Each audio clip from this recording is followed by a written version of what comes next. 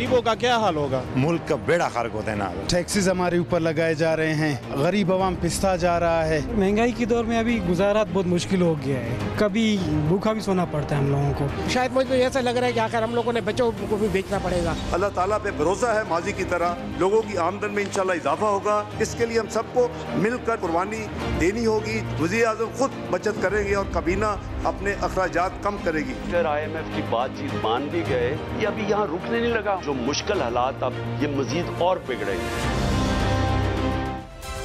अस्सलाम वालेकुम, आप देख रहे हैं प्रोग्राम पावर पॉलिटिक्स। मैं हूं आदिल अब्बासी।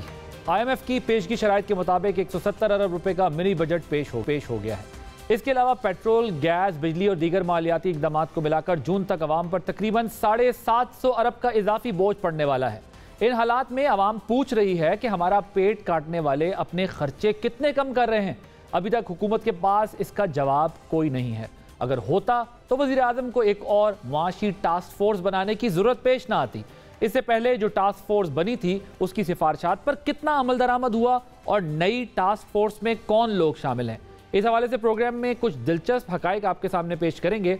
अब जिस सियासी अशराफिया से अवाम अपना बोझ हल्का करने की तवक्को रखती है, वो जमाती मफाद के लिए आपस में लड़ रहे हैं और एक दूसरे को गिराने के लिए इदारों को सियासत में मुलव्वस करने में मसरूफ़ हैं। एक जानिब नून लीग अदलिया पर इमरान खान की सहूलतकारी का इल्ज़ाम लगाकर मर्जी के फैसले हासिल करना चाहती है, जबकि दूसरी तरफ इमरान खान इस्टेब्लिशमेंट को दबाव में लाकर इक़्तिदार में वापसी की राह ढूंढ रहे हैं। इस कशमकश में आज दो अहम फैसले सामने आए। एक फैसले में इंसदाद दहशतगर्दी की अदालत ने अदम पेशी पर इमरान खान साहब की अबूरी जमानत मनसूख कर दी, जबकि फॉरेन फंडिंग केस में बैंकिंग कोर्ट ने PTI चेयरमैन को पेशी से इस्तिस्ना खत्म कर दिया है। इमरान खान अदालतों से इस्तिस्ना लेकर अच्छे वक्त तक मुकदमात को तूल देना चाहते हैं। इस हवाले से कानूनी हलकों में आजकल फारूक नाइक फार्मूले की बहुत ज़्यादा गूंज है। ये फारूक नाइक फार्मूला क्या है, ये भी प्रोग्राम में आपको बताएंगे। इन तीन बुनियादी सवालात को लेकर आज मेरे साथ स्टूडियोज़ में मौजूद हैं डॉक्टर इफ्तिखार दुरानी, तहरीक इंसाफ के सीनियर रहनुमा। Thank you very much for joining अस।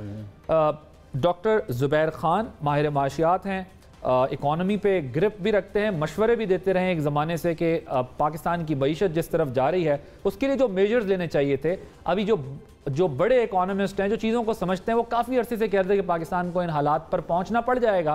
तो ज़ुबैर साहब इज़ वन ऑफ दोज जो इशारा देते रहे हैं कि क्या तैयारी करने की ज़रूरत है इन हालात से निमटने की। तो हम इनसे पूछेंगे अब हम जहाँ यहाँ पहुँच गए वहाँ से वापसी का और बचने का क्या रास्ता होगा। Sir thank you very much for joining us. Senator doctor Afnanullah, रहनुमाए पाकिस्तान मुस्लिम लीग नवाज के, बड़े वोकल हैं अपनी पार्टी की तरफ से, अपनी पार्टी का मुकदमा बड़े मजबूत अंदाज में पेश करते हैं। हमारे साथ वीडियो लिंक पर मौजूद हैं। उनकी लाइट थोड़ी सी कम है, मैं उनसे कहूँगा अपनी लाइट थोड़ी बढ़ा लें ताकि वो ज़रा ज़्यादा क्लियर नज़र आ सकें। Thank you very much senator Afnanullah साहब, आपका भी बहुत शुक्रिया। ज़रा प्रोग्राम के आगाज़ में मैं ज़रा ये चाहता हूँ कि एक तो अभी खान साहब का भी है कि वो पेश होंगे ज़मानत के लिए, नहीं होंगे, ये भी अभी बहस हो रही है। ज़रा ये भी पूछेंगे कि क्या होना है। डॉक्टर इफ्तिखार दुरानी साहब हमारे साथ मौजूद। लेकिन ज़रा इकॉनमी से शुरू करते हैं। जो आज आवाम पर ये बोझ डाला गया है, अरबों रुपए का बोझ पड़ गया है, ये जो गुर्बत बढ़ेगी, मसाइल आएंगे, अब इस 170 अरब रुपए से मज़ीद क्या आवाम की कमर टूटनी है। डॉक्टर साहब ये क्या होगा? मतलब हुकूमत अपना अखराजात कम नहीं कर पा रही, आवाम पे मजीद बर्डन, ठीक है IMF की रिक्वायरमेंट्स हैं और हम सबको रियलाइज़ करना पड़ेगा। अगर हम ये रियलाइज़ करने निकलते हैं तो उस पर पॉलिटिक्स शुरू हो जाती है, पॉलिटिक्स वाले एंगल को कवर करने निकलते हैं तो फिर आवाम क्या होना है। आदिल देखिए, उन्होंने जो IMF की टीम जा रही थी, उन्होंने कुछ बुनियादी बातें कही और चले गए, सारे तफसीलात सामने नहीं आई थी। उसमें उन्होंने ये कहा कि इस बात पर फैसला हो गया है कि मुल्क के अंदर जितने भी खसारे हैं या हमारे जो बैरूनी अकाउंट्स हैं उसके जो खसारे हैं वो हमने दूर करने हैं। यहाँ तक जो है ना, इसमें किसी को उनके साथ इख्तलाफ नहीं होना चाहिए। ये तो जब आप खसारा करेंगे, 1 रुपये का खसारा करते हैं, आपका 1 रुपये कर्ज बढ़ता है। और कर्ज अभी हमारे इतने हम मकरूज हो चुके हैं कि जो एक्सटर्नल है वो 100 अरब डॉलर से बढ़ गया है, जो इंटरनल है उसकी भी जो GDP से उसका जो रेट है वो भी शायद 100 के करीब ही होगा। और हमारे जो सूद उसके पर जो हम भर रहे हैं वो इतना ज़्यादा हो गया है कि इस साल जो सूद की मद में जो बजट से पैसे जाएंगे वो 5,200 अरब रुपए होंगे, जो तकरीबन हमारे जितने भी हम टैक्स भरते हैं उसका तकरीबन 65-70% पैसे तो सूद में जा रहे हैं। और ये अंदरूनी जो कर्जे हैं उनकी बात हो रही है। अब बात यह है ना कि इन हालात में क्या इकदाम लेने चाहिए थे, क्योंकि हुकूमत को आवाम पे पास ऑन होगा ना, तो ये तरीका ये टैक्स डालो बस काम नहीं होगा। टैक्स 18 कर दो, 20 कर दो, ये कर दो। देखिए अब खसारा कम करने के 2 तरीके थे। ये अपने अखराजात कम करते, जिस पर मैं कब से कहता आ रहा हूँ, मैं आपके प्रोग्राम से शुरू किया था 2 साल पहले, 20% मैंने कहा अखराजात कम करें तो ना ही आपका डॉलर इतना तेजी से गिरता और ना ही आपके ये जो इन्फ्लेशन है जो वो बड़ी है वो होती है। लेकिन इन्होंने वो रास्ता अख्तियार नहीं किया। ये एक सियासी रेस में लगे हुए हैं और जितने भी सियासतदान हैं, सारी पार्टी जो हैं, उनका जो एक बायस है, उनकी जो तरजीहात हैं वो हैं अखराजात के ऊपर। वो समझते हैं अखराजात के ज़रिए उन्होंने वोट जीतना है, लेकिन देखते नहीं है कि अखराजात की वजह से डॉलर महंगा होता जाता है और साथ ही इन्फ्लेशन होती है, तो अवाम के ऊपर जो उसका बोझ है वो बाकी छोटे मोटे प्रोजेक्ट्स के बराबर कुछ नहीं हो रहता। तो इन्होंने वो इक़दाम नहीं किए। और जो IMF ने एक और जो शर्त रखी है, जो बिल्कुल हमारी इकनॉमिक्स की जो नॉलेज है, जो मगरबी ममालिक अपने मुल्क में जो तरीक़ाकार इख्तियार करते हैं उसके बिल्कुल बरअक्स है। वो क्या, इन्होंने शरई सूद को आप कह रहे हैं कि 17-18% पर है, इसको शायद 22-23% पर ले जाए। स्टेट बैंक के साथ वो बहस चल रही है। ये तो ऐसा है जिस तरह के पाकिस्तान की मईशत को वो दफन करने आए हैं, ये तो बिल्कुल। लेकिन हमारी तरफ से इतनी नालायकी है और इतने ये लोग बेजस है, इस बात का सोचते ही नहीं है। यहाँ पर आप देखें ना, मैं सर आता हूँ आपकी तरफ। जरा गवर्नमेंट ऑफ द डे से पहले पूछते ना, फिर इनकी तरफ आते हैं। इन्होंने तो वक्त डाला हुआ है हुकूमत को। इन्होंने कहा है कि जी ये IMF से भी निकल जाएं, जो करना है कर लें, ये अब मुआशी हालात ठीक नहीं होने जब तक इलेक्शन ना हो। डॉक्टर अफनानुल्लाह साहब, जरा मुझे ये बताइएगा कि ये जो अभी ज़ुबैर साहब भी बात कर रहे हैं, जहाज़ी काबीना है आपकी 85 मेंबर उसके अंदर हैं। अब ठीक है, आज ऐलान हो गया कि जी 20 वज़राफ शायद पैसे नहीं लेंगे या मरात नहीं लेंगे, लेकिन ये तो ऐसे मेजर्स नहीं है। ये तो आपकी गवर्नमेंट थी 1 साल से। ये टास्क फोर्स क्या करेगी? टास्क फोर्स तो पहले भी बनी थी, उसने जो एडवाइस किया था उस पर कितना कोई इम्प्लीमेंट हो गया? और अब ये टास्क फोर्स जो बनी है, इसने क्या कोई नया काम कर लेना है? और ये आवाम पे तो अब ये पास ऑन होना है, बर्डन जाना है। अभी तो चीखें आवाम की ओर निकलेंगी, क्योंकि अभी तो लोगों का बजट इस महंगाई में सारा आउट हो गया है। तो ये आगे क्या होगा, ये जो आप मिनी बजट लेके आ गए? जी बिस्मिल्लाहिर्रहमानिर्रहीम। देखें आदिल, ये जो इकोनॉमिक हालात है, ये जो इतने ख़राब हुए हैं, इसका एक पस मंज़र है और वो पस मंज़र समझना बड़ा ज़रूरी है। अगर आप आगे हम समझते हैं कि दोबारा ये वाली गलतियाँ नहीं होंगी। देखिए 2013 से 2018 तक पाकिस्तान के अंदर एवरेज इन्फ्लेशन 4% रही। जो है वो चीनी की कीमत जो है वो 50-55 रुपये किलो मिलती थी, आटा 30 से 35 रुपये किलो मिलता था, घी 140 रुपये किलो था। ये और ये डॉलर 100-105 के बीच में था। ये 5 साल जो है ये चीज़ें नहीं हिली या अराउंड इधर ही रही। और हमारे जो हमारे IMF प्रोग्राम था, हमने 2016 में सक्सेसफुली कंप्लीट किया। पाकिस्तान की हिस्ट्री में पहली दफ़ा ये हुआ और हमने IMF को खैरबाद कहा। लेकिन अनफॉर्चुनेटली कुछ साजिशें ऐसी हुई जो कि अब तो आवाम के सामने आ गई है। जिन्होंने साजिश की उन्होंने भी इसको तस्लीम कर लिया है, मगर उसकी वो जो साजिश थी जिसके तहत ये हाइब्रिड प्रोजेक्ट लॉन्च किया गया और इमरान खान साहब को इस मुल्क पे मुसल्लत किया गया, उसकी कीमत जो है वो अब चुकाई जा रही है। ये आपको याद होगा, इमरान खान साहब बोलते थे कि अगर मुझे निकाला तो ये मुल्क डिफॉल्ट कर जाएगा। आपको याद होगा ये बात करते थे। जी बिल्कुल, वो कहते हैं मैंने भेजा भी आर्मी चीफ के पास शौकत तरीन को, ये कह के भेजा कि जी ये मुझे अगर हमारी गवर्नमेंट गिराई गई तो फिर ये संभलनी किसी से भी नहीं है, और वो वाकई संभल भी नहीं रही। और आप जो कह रहे हैं कि वो जो साजिश थी, आप क्या शौकत तरीन साहब की बात पर कह रहे हैं कि जो ऑडियो लीक्स हुई हैं उसकी आप बात कर रहे हैं कि ये IMF को जो है वो भगाना चाहते थे? वो एक बात है, ये एक इन्होंने पूरी मुहिम जोई की पाकिस्तान को डिफॉल्ट कराने के लिए। इन्होंने IMF प्रोग्राम को सर, लेकिन मुझे अब ये बताएं ना, चलें इसका दुरानी साहब आपको जवाब देंगे, लेकिन मुझे ये बताएं ना जरा कि हुकूमत अपने अखराजात कम करने के लिए क्या कर रही है? गरीब मुल्क जिसमें कमर टूट गई है महंगाई से लोगों की, वहां पे 84 की काबीना जब घूमती होगी तो सर दिल पे बोझ नहीं आता कि यहाँ पर लोगों के पास खाने के पैसे नहीं है और 84-85 मेंबर्स की काबीना जो है वो बनी हुई है। बुनियादी इश्यूज जो है वो डिस्कस नहीं हो रहे, सिर्फ किसी तरह गवर्नमेंट ना गिर जाए ये डिस्कस हो रहा है, चाहे आप हो चाहे ये हो, दोनों की बात कर रहा हूं मैं। सो आप लोगों को अंदाजा तो होगा कि पॉलिटिकल कैपिटल कितना लूज कर रहे हैं आप इस गवर्नमेंट को लेने के बाद। देखें, हमने जो है अगर हम ये हुकूमत ना लेते तो ये मुल्क ऑलरेडी डिफॉल्ट हो चुका होता कई महीने पहले।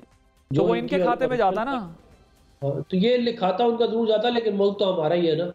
जब डिफॉल्ट होता तो सबको नुकसान होता। इनकी प्लानिंग के मुताबिक तो ये मुल्क बहुत पहले डिफॉल्ट हो जाना चाहिए था, इन्होंने डेट्स भी दी थी, लेकिन अल्लाह के फजल से हमने मामला को किसी हद तक संभाल लिया है।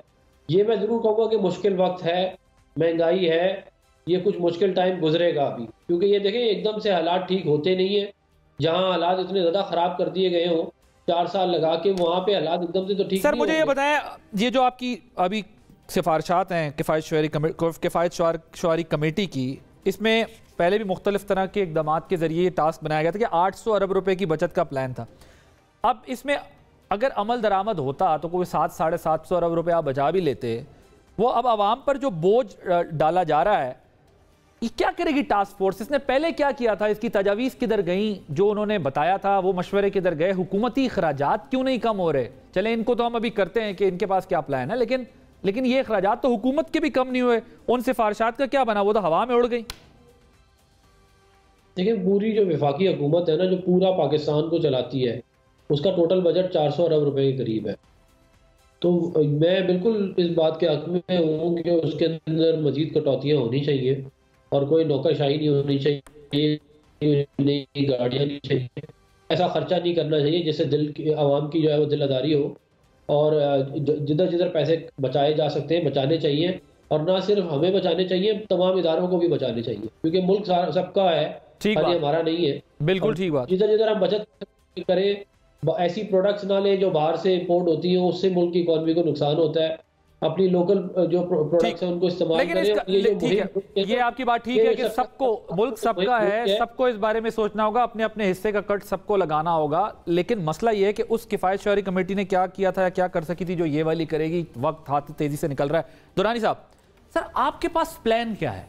एक तो ये होता है ना, ये गलतियां कर रहे हैं, वो आपका कह रहे हैं कि जी क्योंकि आपने मैस क्रिएट किया हम वो मैस क्लीन कर रहे हैं, ना करते तो मुल्क डिफॉल्ट कर जाता। आपके पास कोई वाइट पेपर है? आपने कोई प्लान दिया है कि जी हम आएंगे तो ये चीजें करेंगे और इस तरह पाकिस्तान को इससे निकाल लेंगे? सिर्फ ये कहना कि हम आएंगे और मसला हल कर देंगे, तो ये तो हर हुकूमत कहती रही, हमने देखा मसाइल हल नहीं हुए, उल्टा बढ़े। बिस्मिल्लाहिर्रहमानिर्रहीम। पहले तो आपको मुबारकबाद, क्योंकि मेरा पहला जो है शो है हम टीवी पे आपके साथ। थैंक यू डॉक्टर साहब, बेस्ट विशेस। अच्छा जी, ये जो है देखें, पोस्ट कॉलोनियल एरा में जो ये इकोनॉमीज़ क्रिएट हुई हैं, ये दुनिया क्रिएट हुई है, उसमें जो एलीट कैप्चर एक बड़ा सीरियस इशू है। और बेसिकली हाइंड साइड पे जो आपकी कॉलोनियल पावर्स हैं वो मैनेज करती हैं इकोनॉमीज़ को, और इसी तरह पाकिस्तान की भी इकोनॉमी है। इस मुल्क में हमसे पहले भी, ये मेरा ख्याल है 22वां, डॉक्टर साहब 22वां प्रोग्राम है ना, IMF 23वां, हाँ, तो 22 हमसे पहले IMF प्रोग्राम हुए हैं। इस मुल्क की तकरीबन कोई 72 साल तारीख़ हमसे पहले भी है। वो 72 साल तारीख़ अगर आप पढ़ें तो तय दर पे, आज जो है ना, मैं साग डार साहब को सुन रहा था जब वो स्पीच कर रहे थे, उन्हें कहा जी 1200 अरब रुपए के गर्दिशी कर्जे के ऊपर कोई काम नहीं किया इमरान खान ने, और वो बढ़ के जो है 2100 अरब रुपए हो गए हैं। तो उनसे कोई पूछने वाला नहीं है कि जी 1200 अरब रुपए इमरान खान ने तो नहीं क्रिएट किए थे। इट्स अ बैड डील जब आप गर्दिशी कर्जे क्रिएट करते हैं। वो किसने क्रिएट किए? इमरान खान ने क्रिएट किए, इन्होंने क्रिएट किए, क्योंकि ये आते थे यहाँ पे, ये एलीट कैप्चर्ड है, ये आते, इनका मुल्क रहना सहना खाना पीना मुल्क से बाहर है, अवाम के ऊपर मुसलत होने के लिए आ जाते हैं, इनकी टोटल याशी है। अभी देखें, ये जो IMF है ना जी, ये कोई दूध पीता बच्चा तो है नहीं है, वो आपके ट्रेंड्स एंड बिहेवियर्स देख रहा होता है। ठीक है, आप जहाज लदे हुए लोगों के, कभी आप उनको जेनेवा ले जाते हैं, कभी आप अमेरिका ले जाते हैं। Do you think they don't see that your lifestyle? ये जो आप दिखा रहे होते हैं, इस तरह की भी खबरें बाहर आ रही हैं कि IMF, ज़ाहिर अभी पब्लिक तो नहीं हो सकती ये चीज़ें, कि वो ये भी कहते हैं आप कंसेंसस भी करें, अगर आपके यहाँ लड़ाई झगड़ा होगा, एक पार्टी सड़क पे होगी, बाकी हुकूमत में हो झाजी काबीना होगी, तो हम ऐसे मुल्क में तो नहीं अपना फ्री हैंड दे सकते कि आप जो दिल चाहे करें। और दुनिया में भी वो अगर IMF प्लान में कोई जाता है तो वो अपनी इन्हीं टर्म्स के साथ जाते हैं ना। हमें अपना होमवर्क करना है। तो ये तो आपके एंड से भी सोचना पड़ेगा आपको कि आप भी कल पावर में आ गए, ये सड़कों पर हुए, तो सोल्यूशन पॉलिटिकल है, सोल्यूशन जो है वो किसी और के पास नहीं है। बिल्कुल ठीक है, पॉलिटिकल सोल्यूशन है। लेकिन देखें, सबसे बड़ी बात जो डॉक्टर साहब ने भी की और आपने की, इस मुल्क में जो एक्सूबरेंस है ना आपकी स्पेंडिंग की, वो कट शॉर्ट होनी है। हमने अपने दौर में भी पूरी कोशिश की कि इसको rights from the prime minister, personal example उन्होंने सेट की, और उन्होंने जितनी भी एक्सूबरेंस थी काम की। जो अभी देखे ना, फेडरल गवर्नमेंट, प्रोविंशियल गवर्नमेंट, फिर ये काबीना, ये लोग बाहर से देख रहे हैं। डॉक्टर साहब वुड बेयर मी आउट कि हर बंदे एवेलुएट करता है कि यार ये हुकूमत इतने पैसे खर्च रही है, और by the end of the day आप उन्हें कहेंगे कि यार हमें कर्जा दे दें। अच्छा, आवाम को आप देखें, मैंने देखा वो जो है टिम हॉटन का आप देखें, वो दुनिया भर में मशहूर हुआ। वैसे आप मार्केटिंग भी करके अभी बैठे बैठे नहीं, मैं सिर्फ आपको ट्रेंड्स बता रहा हूँ। हाँ ठीक है, हालांकि ये हम सब जानते हैं कि दुनिया में बहुत टॉप का ब्रांड नहीं है कि जो है जिसके लिए इस तरह कोई। अभी मैं 2 ब्रांड और मुझे याद आ रहे थे कि मैंने ब्रेक नहीं देखें, हुकूमत जा रही है मेरी फेवरेट $1 अरब लेने के लिए, पैर पकड़ रही है IMF की। इधर आपकी देखे लाइफस्टाइल जो है लोगों का है। दुरानी साहब, वैसे आप बड़ी लॉजिक से और आर्गुमेंट से बात करते हैं, वैसे आप सतही बयानात यूजुअली नहीं देते। आपको याद होगा हम शोज करते रहे, डॉक्टर साहब भी थे इत्तेफाक से, आप भी मेरे शो में हम बैठे ये बहस करते रहे। डॉक्टर साहब उस जमाने से ये कह रहे थे कि ये हुकूमत जो आई ये भी अपने खर्चात कम करे। हाँ जी। रियलिटी ये है कि देखिए, माजरत के साथ भैंसे बेचने से, कट्टे बेचने से या मुर्गियां बेचने से भी ऑप्टिक्स हैं, इकोनॉमी आपकी रिवाइव नहीं हो सकती। और जो आज ये कर रहे थे, पहले मिफ्ता इस्माइल साहब फैसला करना चाहते थे, नहीं जी वो फैसला लंदन से होगा, वो नहीं हुआ। डार साहब है, उन्होंने फिर होल्ड कर दिया, उन्होंने कहा नहीं मैं देख लूंगा, डॉलर को मैं समझाऊंगा डॉलर नीचे कैसे आता है। आपके दौर में असद उमर साहब यही काम करना चाह रहे थे, पीछे दौड़ लगी, हफीज शेख साहब को फौरन जो है वो लाया गया, पता नहीं कौन लाया, आप लाए, कौन लाया, ये हुआ। कोई कंस्ट्रक्टिव, कोई रिफॉर्म्स, कोई प्लानिंग, वो सारे साथ बैठेंगे तो होगी। आपकी भी ऑप्टिक्स पे बात हो रही है, मतलब अगर कोई रिफॉर्म्स बहुत स्ट्रांग हुई होती तो जाते के साथ 4-3 महीने बाद तो ये क्राइसिस ना खड़ा होता। देखें, मैंने शुरू किया पोस्ट कॉलोनियल एरा से, वो है आपका जो स्टेट स्ट्रक्चर है ना जी आपका, वो सीरियस नहीं है। जो आपके इस वक्त जो है ना पावर एलीट, वो सीरियस नहीं है इस चीज़ को to give up their lifestyle. अगर वो लाइफस्टाइल गिव अप नहीं करेंगे, ये मुल्क ऐसा ही रहेगा। खुल के बताएं क्या मुराद है? मुराद ये है कि जो आपके खराजात है ना जी, इस वक्त देखें मोस्टली आपकी ब्लीडिंग कहाँ से हो रही है?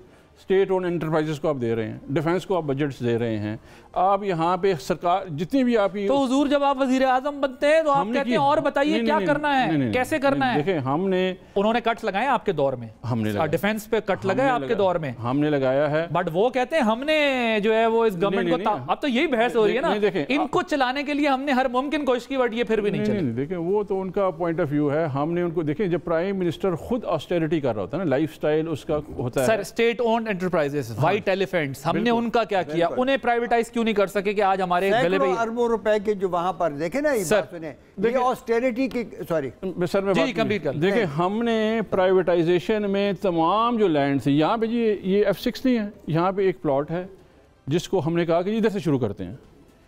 पूरा जोर लगाया ब्यूरोक्रेसी ने, वो आज तक नहीं हुआ। प्राइम मिनिस्टर वाज ट्राइंग, उन्हें कहा जी हो ही नहीं सकता। जिस तरह के आप करना चाह रहे थे ना हाउसिंग में, उन्हें कहा जी eviction and foreclosure law high court ने रोका हुआ है। There is so much of resistance to it, जिसकी हद नहीं है। जब आप वो तक, क्योंकि देखें गवर्नमेंट आती जाती रहती है, रियासती इदारे वहाँ मौजूद रहते हैं। आप, मुझे याद है जब उन्होंने कहा था ना कमिश्नर डिप्टी कमिश्नर के घर, from where the resistance start off, जब खान साहब ने कहा कि ये लाइफस्टाइल आप अफोर्ड नहीं कर सकते हैं, आप कट शॉर्ट करें, मैं MS के घर में चला जाऊँगा, मैं वहाँ पे रहूँगा, ये करूँगा, he was setting example. But आपके गवर्नर तो शाहाना रहे ना जी, KP के हों, पंजाब के हों। सर, लाहौर खान साहब कहते हैं उधर चला गया, तो आपके तो पंजाब और KP के गवर्नर तो वही बादशाहों की तरह रहे ना। आप ऑब्जेक्टिव चीज़ पकड़ नहीं रहे हैं। मैं लाइफस्टाइल जो है ना, एक्सूबरेंट लाइफस्टाइल ऑफ जो आप एलीट है उसकी बात कर रहा हूँ।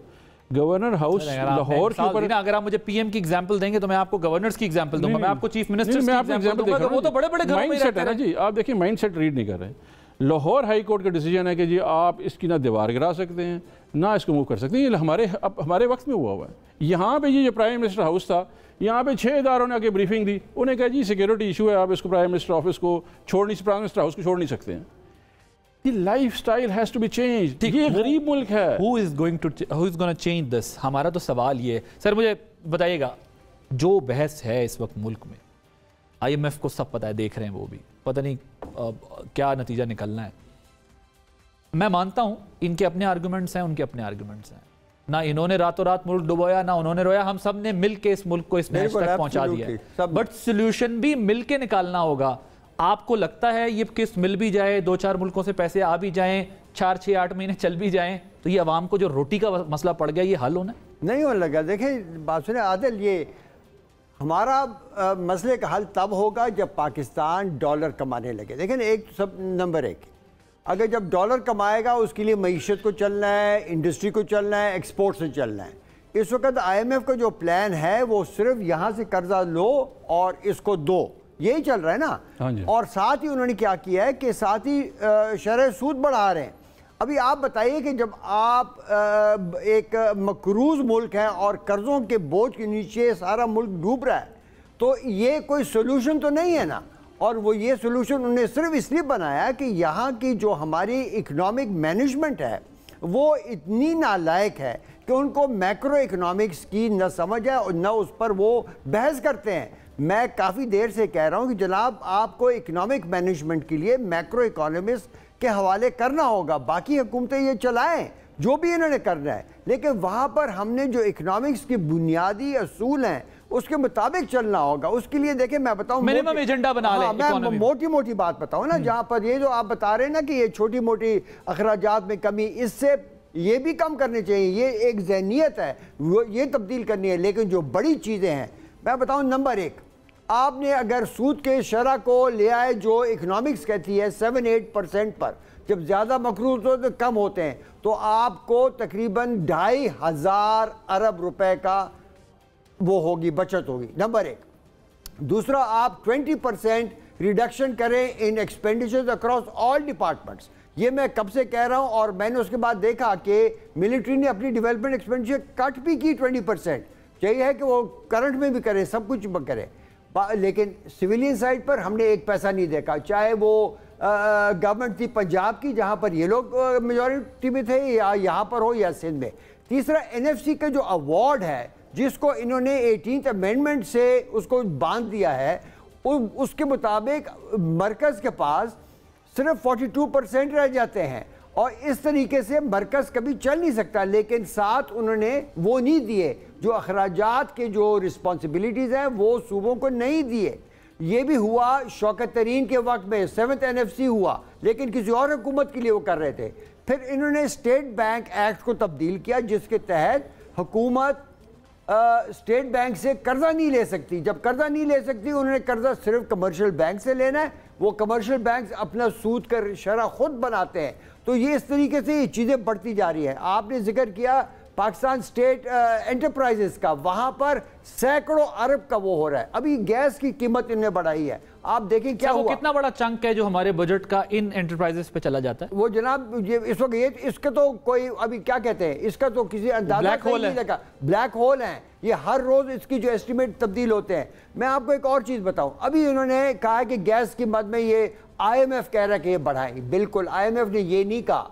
IMF ने कहा जो इस वक्त गैस की मद में जो खसारा है उसको दूर करना है। वो खसारा किधर से आया है? आपका जो रेगुलेटर है, रेगुलेटर जो इस सब चीज़ों को कंट्रोल करना है। ओगरा ने महीना नहीं हुआ कि उन्होंने क्या किया कि उन्होंने कहा कि जो गैस के मद में जो लीकेजेस और चोरियां हो रही हैं, पहले 6% उन्होंने कहा था कि वो हम मानेंगे, उसके अलावा हम नहीं मानेंगे। ऐसे अच्छा वो उन्हें बढ़ाकर 18% पर ले गए। वो ये जब आप देखें ना, चोरी को 18% तक आपने हलाल कर दिया, मंजूर कर दिया, तो उसके पैसे कौन भरेगा? वो अवाम के ऊपर डाल दिए। तो मैं ये कह रहा हूँ इसी तरह बिजली के बाद में वो आसान हल है ना सर, IPP सबसे बड़ी मुसीबत है। देखे ना IPP के साथ जो समझौते हुए वो किसने किए? इन्हीं हुकूमतों ने किए। उनको ऐसे मराद दिए जो पाकिस्तान के, देखिए मैं बता रहा हूँ कि आपके कर्जों का बोझ भी एक दिन शायद सही हो जाए, लेकिन जो IPP का मसला है पाकिस्तान को, ये हमेशा हमें बिल्कुल सर्कुलर डेट आपका उसमें रखना है। एक ब्रेक के बाद मजीद बात।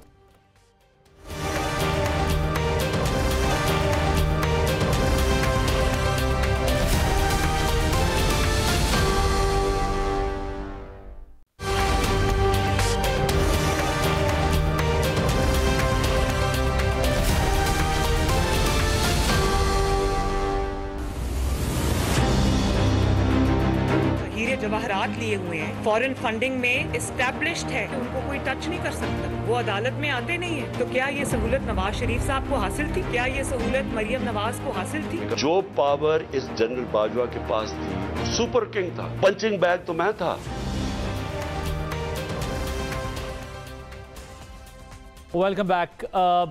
डॉक्टर अफनान साहब, ज़रा ये बताएं हमें कि आवाम से कुर्बानी की डिमांड तो हो रही है। अभी जिस तरह हम पहले भी सेगमेंट में बात कर रहे थे कि मुल्क की अशराफिया तो कुर्बानी देने को तैयार नहीं होती, आवाम से कितनी कुर्बानी मांगी जाएगी। और देखें आप, अभी मैं ज़रा पॉलिटिकल सवाल भी आपके सामने रख रहा हूँ, आप अदलिया पे निश्तर बरसा रहे हैं कि इनको रिलीफ मिल रहा है, ये इस्टेब्लिशमेंट पे निश्तर बरसा रहे हैं कि जी हमारे साथ ज़्यादती हो रही है। विक्टिम कार्ड तो चल रहा है लेकिन निज़ाम नहीं चल रहा। ये निज़ाम आगे कैसे चलेगा? इसका हल क्या निकलेगा? देखिए, निज़ाम जो है वो तो पिछले आप समझ लें कोई 12-13 साल से, जब से इमरान खान साहब की इमरजेंस हुई है पाकिस्तान के पॉलिटिकल लैंडस्केप के ऊपर, तब से जो है मुल्क के हालात इन्होंने ख़राब ही किए हैं। इन्होंने जो है वो पहले भी मुहिम जोई की कि मुल्क जो है वो 2013-14 के अंदर जो है मुल्क डिफ़ॉल्ट कर जाए, और जो है वो उस वक़्त इनको इदारे बड़े पसंद थे, ये उनको दावतें देते थे कि वो आएँ और हुकूमत को गिराएँ और इनको वज़ीर आज़म बनाएँ। अभी एकदम से ये पोस्ट कॉलोनियल एरा के वर्ल्ड चैम्पियन बन गए और ये टी एस्टेब्लिशमेंट हो गए अभी रिसेंटली। उससे पहले तो ये सारे के सारे क्या कहते हैं, जितने इन्होंने, आप इनकी वीडियोस निकाल के देख ले सारी की सारी, ये जितनी तारीफें इन्होंने जनरल बाजवा की हैं किसी ने भी नहीं की आज तक। आज उनको ये बुरा भला कह रहे हैं। तो ये जब आप एक ऐसे इंसान को आप पाकिस्तान जैसे हुकूमत में होते हुए थोड़ी कहनी होती है बातें, ये बातें हुकूमत में रहते हुए थोड़ी करनी पड़ेगा। ये बातें हुकूमत में रहते हुए नहीं करनी होती, बाहर निकल के करनी। ये वॉल्यूम बढ़ाएं। एलीट कैप्चर है, ये अजीब एलीट कैप्चर है कि 600 कनाल के महल में इमरान खान रहता है, हेलीकॉप्टर को खोते गाड़ी की तरह इस्तेमाल किया है इसने। किसी मतलब के रोजाना अपने घर से दफ्तर जो है वो हेलीकॉप्टर पे जा रहा है और कह रहे हैं एलीट कैप्चर के भाषण जो है ये बाकी कौम को सुना रहे। आपने केपी के असेंबली के अंदर कानून लेके आए हैं कि इमरान खान को जो हेलीकॉप्टर है उस पर पूछेगा कोई उसने कितना इस्तेमाल किया है, उसके ऊपर ही हमें एलीट कैप्चर का बता रहे। 12,000 मरला जमीन 1 रुपए मरला दे के इसने रेगुलराइज कराई है, सॉरी 100 रुपए मरला दे के रेगुलराइज कराई है इसने अपनी जो ये 600 कनाल है। तो ये एलीट कैप्चर तो ये था। आपके आसपास करप्शन आपके मुल्क में बढ़ गई, रूल ऑफ लॉ की आपकी रैंकिंग खराब हो गई, मीडिया की आपकी रैंकिंग खराब होगी। इस वक्त तो किसी को याद नहीं थी ये सारी बातें, आज ये बड़ी बातें इस तरह की करते। तो मैं इसका जवाब देखें जी कोई जो है वो मैं इकोनॉमी के ऊपर ये कहना चाहूंगा। देखिए, हमने पहले भी इस मुल्क की देखिए 75 साल वाली बातें करते थे। 75 साल वाले जो है वो इस मुल्क को डिफॉल्ट के करीब नहीं लेके आए, मगर आप लोगों के 4 साल के दौर के बाद ये मुल्क डिफॉल्ट के करीब आ गया। ये कौम ये इतनी बेवकूफ़ नहीं है कि उनको इस बात का नहीं मालूम। आपने कौन से ऐसे काम किए जिसकी वजह से पाकिस्तान आज डिफॉल्ट के करीब आया? सवाल ये बनता है। आप दूसरों को एलीट कॉलोनियल एरा की कहानियां सुना रहे लोग। चले इसका मैं जवाब इसका जवाब लेता हूं क्योंकि अब जरा प्रोग्राम का सेकंड सेगमेंट है। जी कोई वो कहते हैं जी आप तो खुद बड़े सिस्टम के बेनिफिशियरी हैं, आप किस पोस्ट कॉलोनियल एरा की बात हमें बता रहे हैं? और दूसरी चीज़ कि जनरल बाजवा साहब कल तक वो कहते हैं आँख का तारा थे, आप हर बात में उनकी तारीफ करते थे, ऐसा डेमोक्रेटिक जनरल आपने नहीं देखा था, और हुकूमत नहीं बचाई तो अब आप उनको टारगेट कर रहे हैं। ये कह रहे हैं ना कि जी मेरी हुकूमत क्यों नहीं बचे, आप लोग ये बात बार बार कर रहे हैं। एक तरफ इस्टेब्लिशमेंट पर तनकीद भी आप कर रहे हैं, दूसरी तरफ कह रहे हैं हमारे मसले का हल भी इस्टेब्लिशमेंट निकाले। तो ये कैसे होगा फिर? या तो फैसला करना होगा कि आपने उनसे फेवर नहीं लेना या लेना है, दोनों बातें एक साथ कैसे हों? देखिए, सेनेटर साहब अपर हाउस में क्लासिक एग्जांपल हैं एलीट कैप्चर के। देखिए कैसे उन्होंने डिफेंड किया। ये अवाम से अगर होते तो ये कहते यार अवाम से जाती हुई है, आपने टैक्स बढ़ाए हैं, 117 अरब रुपये आज लगाया है, कोई हमदर्दी शो करते हैं। ये क्लासिक एग्जांपल है। इसी तरह के सारे लोग इन ऐवान में बैठे हुए हैं। इनकी हुकूमत जब आई, मैं नहीं कहता, ये इकोनॉमिस्ट बैठे हुए डॉक्टर साहब एवरेज से पूछेगा, पाकिस्तान 2018 में नेगेटिव रेटिंग में था इंटरनेशनल फाइनेंशियल एजेंसीज के साथ। अगर ये इतने बड़े तुरम खान थे, इतने बड़े चैम्पियन थे, तो नेगेटिव रेटिंग क्यों थी?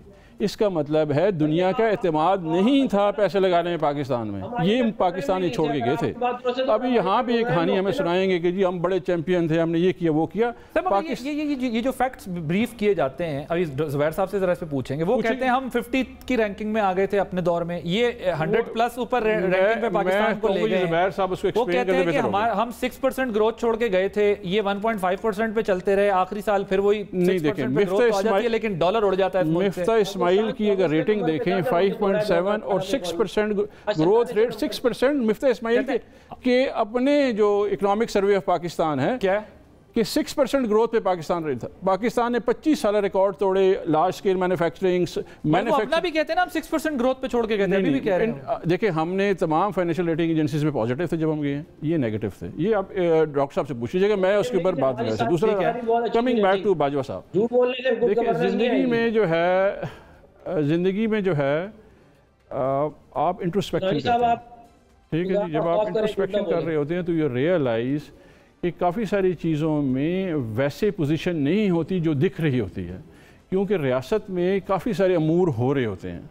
वो रियासती अमूर जब आप हाइंडसाइट से देख रहे होते हैं तो यू रियलाइज़ कि ये जो डिसीजन बनाए गए थे, देखिए हमारा सबसे बड़ा नारा 2018 में क्या था, करप्शन फ्री पाकिस्तान। वो एक्चुअली स्टॉल हो गया। हमने कोशिश की, 480 अरब रुपए इकट्ठे कराए, हमने नैब से लिया, लेकिन मेन केसेस अभी देखें ना, ये टीवी सर वो शेर है कब खुला तुझ पर ये राज, इनकार से पहले के बाद। देखें मुझे ये बताएं कि आपको कब पता चला कि वो इतने खतरनाक थे मुल्क के लिए? देखें जब तक ये सूरत हाल थी, मैं तो देखें ना, मैं काबीना से 2020 में चला गया था, ठीक है सर। आप चले गए थे, आपको पता कब चला कि ये मसला खराब कर गए आपका? मैं जाती तौर पे कहूँ, हाँ मुझे पता था। और खान साहब के तौर पे कहें तो मेरा ख्याल है खान साहब को जब टाइम मिला उनको, उन्होंने इंट्रोस्पेक्शन की है, उनको रियलाइज हुआ। जो सबसे बड़ी एग्जांपल, इंट्रोस्पेक्शन कब की? जब हुकूमत से बाहर आ गए? हुकूमत से बाद टाइम उनको जब मिला, ही रियलाइज, उन्होंने डिसीजन देखे तो उनको फील हुआ कि ये तो डिसीजन सारे के वो थे जो हो रहे थे। वो तो स्टेट्समैन थे, उनको तो चाहिए था कि वो पहले एनालाइज करते कि हमारे साथ क्या हो रहा है। अच्छा मैं आपको बता दूं, 3 मीटिंग ऐसी थी जिस, तो फिर उन्हें 6 महीने भी एक्सटेंशन, फिर 65 ईयर तक भी उनको एक्सटेंशन, फिर उसके बाद उनको ये कहना कि जी इलेक्शन क्यों कर रहे थे आप ऐसा? फिर सारा देखिए, एक बंदा जब स्ट्रेट फॉरवर्ड होता है, नीयत साफ होती है, तो वो भी समझते हैं। आदिल भाई भी ये सोच रहे हैं, यही हमारा एजेंडा, हम ये काम कर रहे हैं। भाई गवर्नमेंट के दिनों में आपको समझ नहीं आया? ये नहीं समझ सके ना, गवर्नमेंट जाते ही समझ आया कि ये गड़बड़ हो गई। टाइम मिलता है ना, देखें आपको ना, जब सोचने का मौका मिलता है, सबसे बड़ी चीज़ क्या है कि आपको सोचने का मौका मिले अपने फैसलों के ऊपर। मतलब आपको लगता है कि वो, लेकिन आप तो अभी उनको रिटायरमेंट के बाद भी क्या, अभी ये इलेक्शन उनकी रिटायरमेंट से पहले आप कह रहे थे कि 6 महीने के इनको फिर एक्सटेंशन दे दें। उन्होंने ये कहा था कि एक गैर मुतनाज़ जो है चीफ लगाने के लिए अगर उनको एक्सटेंशन देगी, कंडीशनलिटी में उन्होंने कहा गया था कि आप इनको जाने दें, कुछ कर रहे हैं ऑलरेडी। फिर तो एक दिन भी नहीं देना चाहिए था ना? नहीं, देखिए वो तो एक ऑप्शन है, गलत फैसला था ये ऑफर करना। मैं तो पहली एक्सटेंशन की भी सपोर्ट में, और ये जो खान साहब ने दूसरी ऑफर की थी ये भी गलत। देखिए सर, इसमें जो निज़ाम है ना, जो इदारा है, सर मैं इदारे में ना जी, ये जो 3 साल का फिनोमेना है ना, ये बड़े सोच समझ के रखा गया। ऐसा नहीं है कि कोई डिफ़ॉल्ट इन्होंने उठाया और उन्होंने 3 साल लिख दिया term. It is very well thought through. और इदारा जो फौज के है उसमें तो बहुत अग्रीड, हम उस पर तो अभी बात ही नहीं कर रहे ना सर। सारों ने बाजमात वुजू करके दूसरी एक्सटेंशन के ऊपर जो है वो दिया था। वो लड़ाई लड़ रही थी पीएमएलएन अपनी पूरी एस्टेब्लिशमेंट से, लेकिन एक्सटेंशन पे रातों रात भाग के सारे गए थे बावजू होके। तो ये क्या जमहूरियत है हमारी कि हम इज्तिमाई जो है वो एक्सटेंशन देते हैं और फिर उतरते के साथ ही पंचिंग बैग शुरू कर देते हैं। दौर पे रह के बात करनी चाहिए अगर वो है। सर ये मैं जरा इसको पॉलिटिकल और इकोनॉमिक दोनों मिला के एक सवाल करता हूँ। बेसिकली टेक्निकली जो कॉन्वर्सेशन हुई है उससे हमें ये पता चला है, जब खान साहब ने अभी ये बताया कि जल बाजवा जो हैं उन्होंने अमेरिकन को समझाया कि भाई ये मुल्क के लिए ख़तरा है, और वो तो लिहाजा अब ये गवर्नमेंट इम्पोर्टेड नहीं रही, ये पहले एक्सपोर्ट हुई है अमेरिका। अमेरिकन को बताया गया कि भाई ये लोग ठीक हैं, ये ख़राब है, इनको हटा दें। फिर दोबारा जो है वो इम्पोर्ट होके दोबारा आई है। तो अब हम इसे क्या कहेंगे इकोनॉमिक टर्म में, ये एक्सपोर्टेड हुकूमत है या इंपोर्टेड हुकूमत है? क्योंकि हमें तो इंपोर्टेड बताया गया था, पता चला ये एक्सपोर्ट हुई है पहले, और फिर वो क्या कहते हैं फिनिशिंग आइटम, रॉ मटेरियल गया और फिनिश होकर वापस आई है। क्या हुआ है इस मुल्क के साथ? जनाब देखिए, मेरे ख्याल में तो यूनाइटेड स्टेट्स फैसला नहीं करता कि इस मुल्क की हुकूमत कौन चलाएगा। ये देखें, ये ऐसी बातें हैं, हमारी अपनी फॉरेन पॉलिसी कभी इधर जा रही है कभी उधर जा रही है। वो इस बात की सिर्फ अक्कासी करती है कि हमारी खुद इस्टेब्लिशमेंट ये इन चीज़ों में अगर दखल अंदाज है तो वो लोग हैं ये तो अमेरिका के वो बीच में बहाना बनाना है उनको कि भाई हाँ अब हमने इनको हटा दिया इसलिए कि ये मॉस्को चले गए थे, तो वो तो ऐसे एक इकोनॉमिक टर्म में से क्या कहेंगे, ये इंपोर्टेड गवर्नमेंट हुई है एक्सपोर्ट ओके फिर रॉ मटेरियल गया और फिनिशिंग के बाद क्या कहेंगे, मतलब मैं समझना चाह रहा हूँ ऑनेस्टली। नहीं देखिए बात सुने, ये मैं उसमें नहीं पढ़ता इसलिए कि ये इसका कोई सियासी वो है कॉनोटेशन है। मैं जरा आपको थोड़ी सी एक बात बता दूं कि ये अभी बात हो रही थी एलीट कैप्चर और इन चीज़ों की। मैं अभी आज ही मैं सुबह एक आर्टिकल पढ़ रहा था, फॉरेन पॉलिसी एक बहुत ही एस्टैब्लिश्ड एक जर्नल है जी। उसके अंदर एक आर्टिकल लिखा हुआ है इजिप्शियन ने अबाउट द इजिप्शियन इकोनॉमी कि कैसे उनको IMF ने गर्क किया। मैं कह रहा हूं अगर आप इजिप्ट के नाम को हटाकर पाकिस्तान लिख दे वो बिल्कुल हमें अप्लाई करता है। 2016 में बात मैं वही लेके जा रहा हूं कि भाई इन्होंने मईशत को कैसे छोड़ा। 2016 में IMF का पिछला प्रोग्राम सक्सेसफुली कामयाबी से मुकम्मल हुआ। उस वक़्त हमारे 16 के 18 अरब डॉलर के फॉरेन रिजर्व थे, लेकिन तमाम कर्ज़ों से इकट्ठे किए गए थे।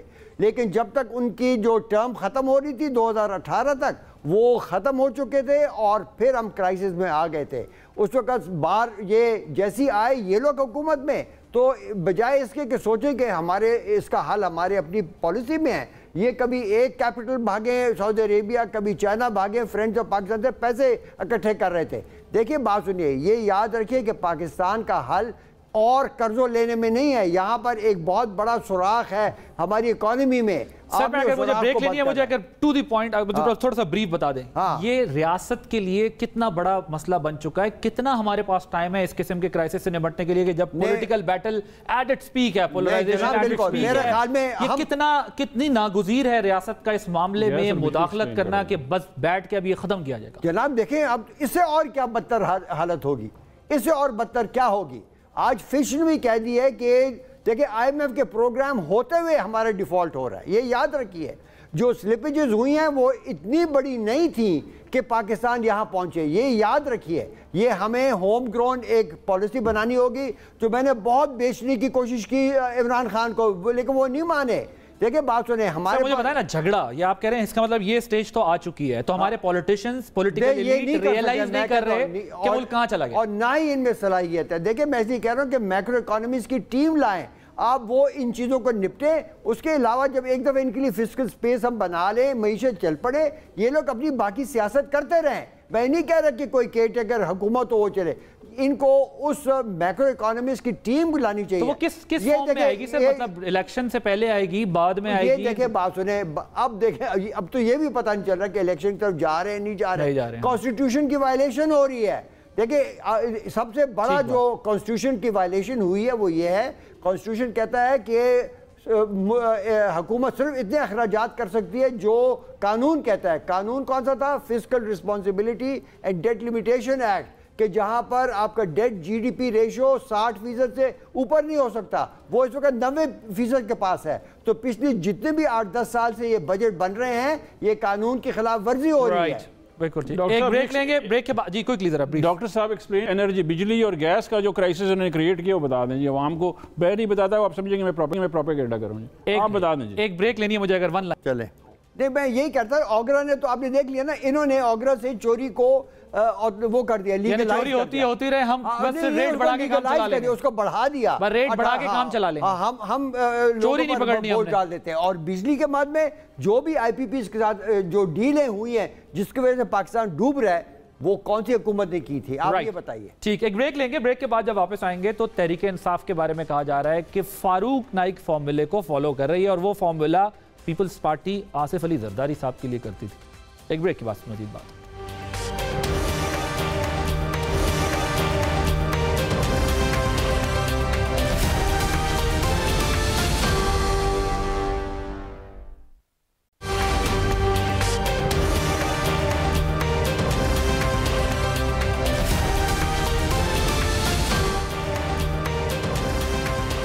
Welcome back.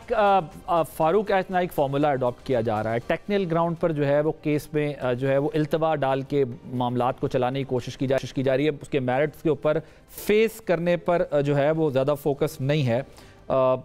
इसी तरह रिलीफ लेने की कोशिश की जा रही है। अब ज़रा प्रोग्राम में टाइम कम है, 1 मिनट में आपको दूंगा।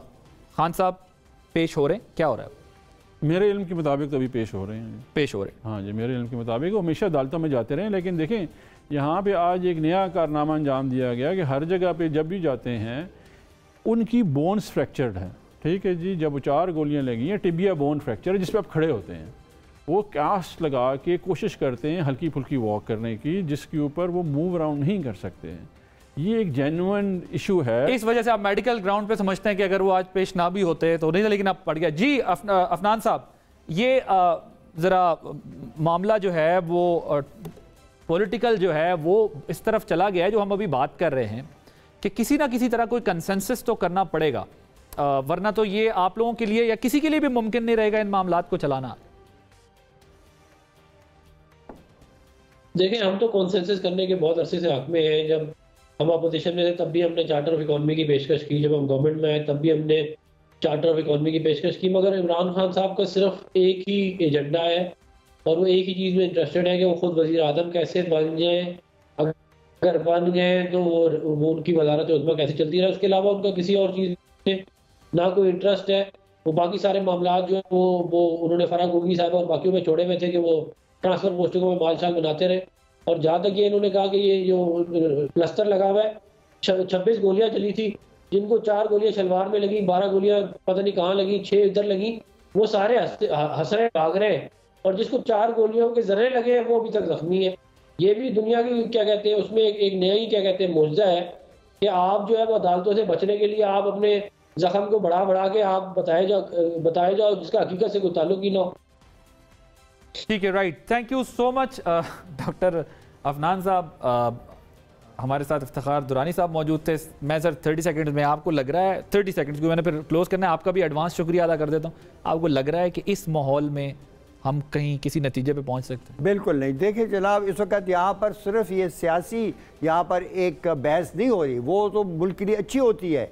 यहाँ पर तो जो इस किस्म के इंतकामी पॉलिसीज़ बन रही हैं, आप जो एक आदमी ज़ख्मी है उसको गोली लगी है, उसकी इन्वेस्टिगेशन नहीं हुई, लेकिन ये जिन हालात पर इमरान खान को हर रोज़ कोर्ट में बुला रहे हैं, ये देखें ना आप सोचिए, वहाँ पर पथराव हुआ है तो वो टेररिज्म है, लेकिन जब उसको गोलियां लगी हैं उसका कोई पूछ नहीं रहा।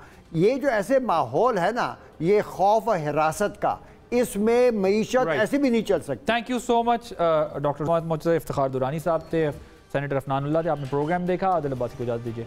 अल्लाह हाफ़िज़।